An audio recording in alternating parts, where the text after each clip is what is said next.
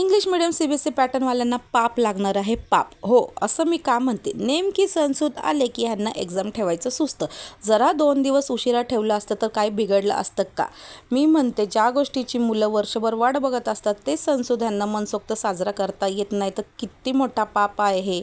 आणि हे सोसायटीमध्ये सगळेजण छान एन्जॉय करत आहे आणि आमची इंग्लिश मिडियमची मुलं घरात बसून अभ्यास करत आहे आणि त्यांच्यामुळं आपल्यालाही खेळता येत नाही. जर आपण गेलो तर त्यांना वाईट वाटेल आणि राहिला प्रश्न 1-2 तासासाठी जर सोडलं तर जर आजारी पडले तर वर्षभरची मेहनत वाया जायला नको. आता आपणच खाल्लेली माती आपल्याला सुधारावी लागेल. कोण कोण माझ्यासारखं आहे होळीला 2 टाईम पुरणपोळीचा स्वयंपाक खाल्ल्यानंतर बरोबर तिसऱ्यांदा भाजी भाकरीवर येतं. हो, कारण की ह्याच्यापेक्षा सात्विक जेवण कोणतंच नाही. मस्तपैकी मेथीची भाजी भाकरी केली आणि मस्त जेवले. आता हे जे मी आधी गाजर आणि मिरचीचं लोणचं केलं होतं ते संपलेलं आहे म्हणून हे दुसरी बॅच मी करायला घेतली आहे. पहिल्यांदा जे मी मसाला केला होता त्यातच माझं काम झालेलं आहे. ह्यात खूप कमी मसाला लागतो. तोच मसाला मी ह्याच्यात ॲड केलेला आहे. थोडंसं मीठ मिरची टाकली, हिंग टाकली आणि गरम कडकडीत तेलाची फोडणी देऊन मस्तपैकी माझी दुसरी बॅच ही लोणच्याची तयार झाली आहे. आणि हो, नुसतं हिरव्या मिरचीचंही लोणचं करणार आहे तेही तुमच्याबरोबर लवकरात लवकर मी शेअर करेल. आता मस्त उन्हाळा सुरू आहे म्हणून म्हटलं इडलीचं बॅटर भिजत टाकावं आणि हे किती छान बॅटर माझा फर्मेंट झालेला आहे.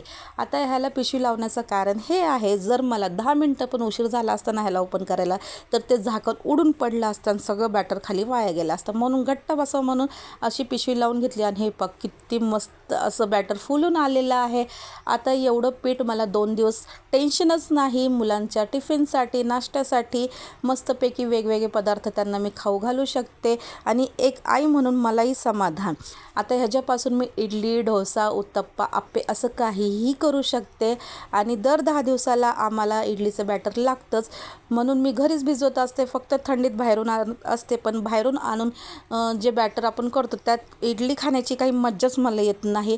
आता हे किती मस्त असं वास सुटला आहे बॅटरचा आणि मस्तपैकी छान अशी चटणी करून घेतली आणि हे किती सुंदर असे इडली झालेले आहे. आता मी इडलीचं पीठ जेव्हा दळते ना तर ते थोडंसं रवाळ ठेवत असते कारण की तशा इडल्या जर खाल्ल्या तर ते घशात अडकत नाही आणि खायलाही भारी लागतं.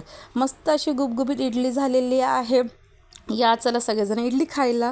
दुसऱ्या दिवशी सिया बोलली मम्मा मला टमॅटो उत्तप्पा हवा आहे टिफिनला म्हणून तिला टमॅटो उत्तप्पा करून दिला. युवन बोलला मी तर अप्पे खाणार बाबा. चला तर मग अप्पे करायला घेतले आणि किती सुंदर सुरेख असा कलर आला आहे अप्पेला. आता हे जे अप्पे आहे ना दरवेळेस मी जेव्हा रव्याचे अप्पे करते तर त्यात कांदा टमॅटो वगैरे टाकत असते पण इडलीचं जर अप्पे तुम्ही करायला घेतल्यानंतर ते नुसतं प्लेनच छान लागतात आणि मस्त झाले होते. या चला खायला.